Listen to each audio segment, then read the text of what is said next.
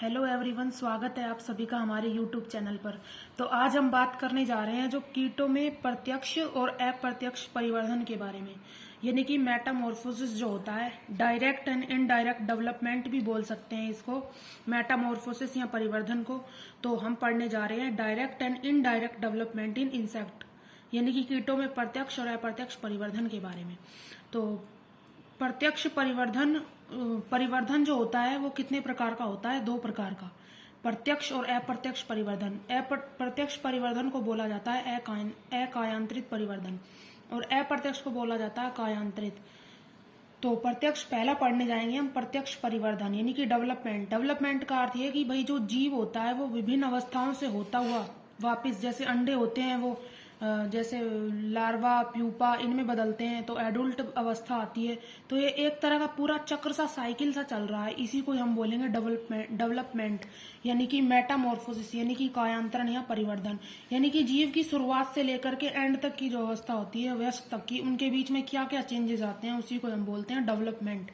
तो फर्स्ट है प्रत्यक्ष परिवर्धन या डायरेक्ट डेवलपमेंट या डायरेक्ट मेटामॉर्फोसिस भी बोल सकते हैं। तो इस टाइप के डेवलपमेंट में क्या होगा कि एग से यानी कि अंडे से सीधे ही वयस्क जंतु का निर्माण होता है, अर्थात बीच में अन्य कोई अवस्था नहीं होती। जैसा कि हम मेंढक वगैरह इनमें भी देखते हैं, जैसे टैडपोल लार्वा वगैरह अवस्था आती है, तो यहाँ पे कोई लार्वा अवस्था ऐसा कुछ नहीं पाया जाएगा। यहाँ पे क्या होगा कि अंडे से सीधा वयस्क जंतु का ही निर्माण होगा और कोई दूसरी अवस्था नहीं देखने को मिलेगी। यानी कि जो दूसरी अवस्था नहीं देखने को मिलेगी उसको बोलेंगे प्रत्यक्ष परिवर्धन। अवस्था देखने को नहीं मिलेगी तो इस प्रकार के जो अंडे होते हैं, अंडे उसमें क्या होता है कि योग उपस्थित होता है। योग क्या होता है कि पोषण प्रदान करने का काम करता है भ्रूण को या उसको। तो कीटों को क्या होता है कि योग पोषण प्रदान करने का काम करता है। अब इनके अंडे किसी कठोर कवच से ढके होने की वजह से इन वाले जो अंडे होते हैं, इनको प्रत्यक्ष परिवर्धन में जो कीट आते हैं उनको बोलते हैं क्लियोडोइक एग। तो अब एग्जाम्पल भी देख लेते कि कौन कौन से कीटों में पाया जाता है। तो पहला है क्रोलम्बोला और थाइसन्यूरा कीटों के गण के सदस्यों में डायरेक्ट डेवलपमेंट देखने को मिलता है। इसमें एग से एक ऐसी स्ट्रक्चर निकलती है जो कि एडल्ट से पूर्णतः मिलती जुलती होती है। इस स्ट्रक्चर को निम्फ कहते हैं। देखो एग्जाम्पल जैसे सिल्वर फिश का डेवलपमेंट, यहाँ पे क्या होगा कि अंडे जो होते हैं एग ये बनते हैं, तो अंडे से क्या होता है कि पहले निम्फ अवस्था आएगी और निम्फ से क्या होंगे वयस्क, यानी कि यहाँ लार्वा नहीं बन रहा है, निम्फ अवस्था देखने को हमें मिल रही है। यानी कि वयस्क से समान होगी, ये निम्फ होते हैं जो वयस्क की तरह ही होते हैं। जैसे ही जैसे डेवलपमेंट पूरा होता जाता है तो वयस्क में बदल जाते हैं। तो ये पूरा हो गया हमारा प्रत्यक्ष, अंडे से निम्फ बनेंगे और फिर निम्फ यानी कि छोटे जीवक होते हैं कीट, छोटे जीवक उनको बोलते हैं निम्फ। तो इनसे क्या हो जाएंगे, वयस्क बन जाएंगे। तो ये पूरा है प्रत्यक्ष डेवलपमेंट यानी कि डायरेक्ट डेवलपमेंट। अब आता है अप्रत्यक्ष डेवलपमेंट के बारे में।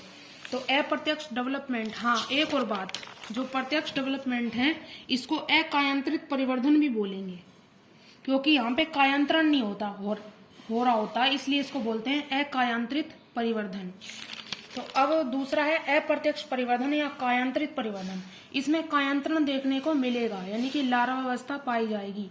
तो इस प्रकार के परिवर्धन में जंतुओं के जीवन चक्र में यानी कि लाइफ साइकिल में एक भिन्न अवस्था पाई जाती है जो वयस्क से एकदम अलग होती है। वहां पे निम्फ था वो वयस्क की तरह ही था, यानी कि वयस्क के जैसे ही था, लेकिन यहाँ पे निम्फ ना बन के कुछ अलग स्ट्रक्चर, यानी कि लार्वा अवस्था अलग चीज बनेगी स्ट्रक्चर, उसको वो क्या होगा कि अलग होगी। इसको बोलेंगे अप्रत्यक्ष परिवर्धन यानी कि इनडायरेक्ट डेवलपमेंट या कायांतरित परिवर्धन। अब ये भी दो तरह का होता है, अपूर्ण कायांतरण और पूर्ण कायांतरण। अपूर्ण क्या होगा कि इस टाइप के मेटामॉर्फोसिस यानी कि कायांतरण में ना तो लार्वा है और ना ही निम्फ अवस्था देखने को मिलती है, यानी कि ना तो इसमें लार्वा होगा और ना ही प्रत्यक्ष की तरह निम्फ होगा। अब इसमें लार्वा और निम्फ नहीं होगा तो फिर क्या होगा, इसमें क्या होगा कि अंडे हैं जो, इनसे एक अलग डिफरेंट ऑर्गेनिज्म बनेगा। ये वाला डिफरेंट है अपने व्यस्क से, तो एक अलग ही जीव बन जाएगा। हम यूं नहीं कह सकते कि ये वाला जो जीव है अपने व्यस्क की तरह है। तो ये डिफरेंट ऑर्गेनिज्म अलग जीव बन गया।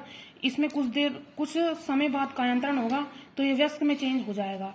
तो क्या होगा कि कुल मिलाकर के ना तो इसमें लार्वा देखने को मिलेगा और ना ही इसमें निम्फ अवस्था देखने को मिलेगी। तो ये है अपूर्ण कायांतरण। तो हो गया अप्रत्यक्ष परिवर्धन का पहला पार्ट, अपूर्ण कायांतरण। अब दूसरा है पूर्ण कायांतरण।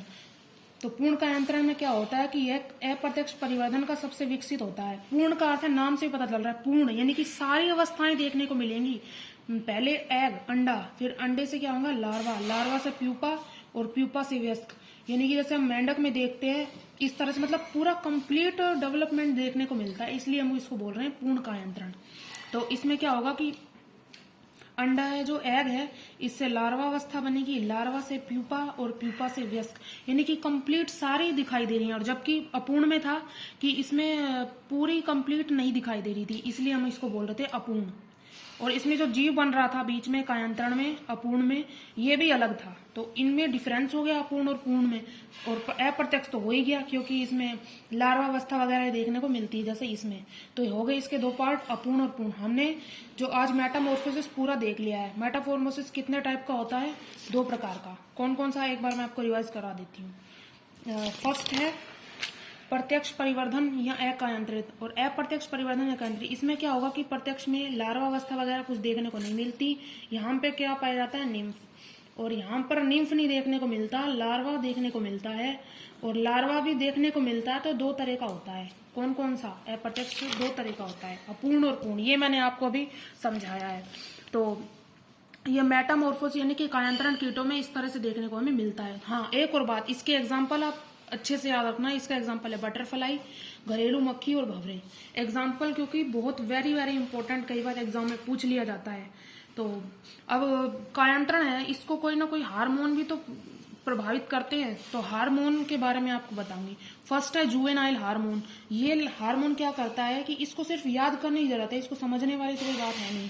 इसमें क्या होता है कि लार्वा अवस्था को बनाए रखता है। ये जो लार्वा अवस्था होती है पूर्ण कायांतरण में, ये लार्वा इसको बना करके रखता है, यानी कि इसकी मात्रा अगर रहती है जुवेनाइल हार्मोन तो ये लार्वा अवस्था को बना के रखता है। और एक डाइसोन हार्मोन क्या होता है कि लार्वा जो ये वाला होता है लार्वा अवस्था, इसको अडल्ट में बदलता है, यानी कि लार्वा से अडल्ट में चेंज करने का काम करता है।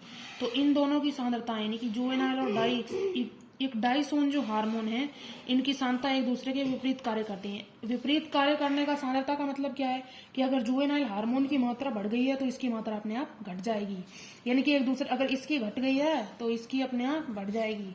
तो यानी कि ये एक दूसरे के विपरीत काम करेंगे। अब आता है थर्ड, एक्लोना हार्मोन। यह प्यूपा से वयस्क को बाहर निकालने का काम करेगा, ये वाला जो एक्लोना हार्मोन है, यानी कि ये और अधिक विकसित अवस्था की ओर लेके जाता है एक्लोना हार्मोन। फिर आता है बर्सिकोन हार्मोन। यह नए बने हुए जो जंतु होता है, यानी जो एडल्ट होता है, अब इसको कोई ना कोई सुरक्षा भी तो चाहिए होगी, तो इसके लिए क्या करता है कि ये बर्सिकोन हार्मोन त्वचा को कठोर बनाने का काम करता है। तो ये हमारा पूर्ण जो डेवलपमेंट है, ये मेटामॉर्फोसिस है, कीटों में इंसेक्ट में कंप्लीट होता है और हार्मोन समेत। अगर आपको हमारी ये वीडियो पसंद आई हो तो लाइक शेयर और सब्सक्राइब करिए। Okay, thank you.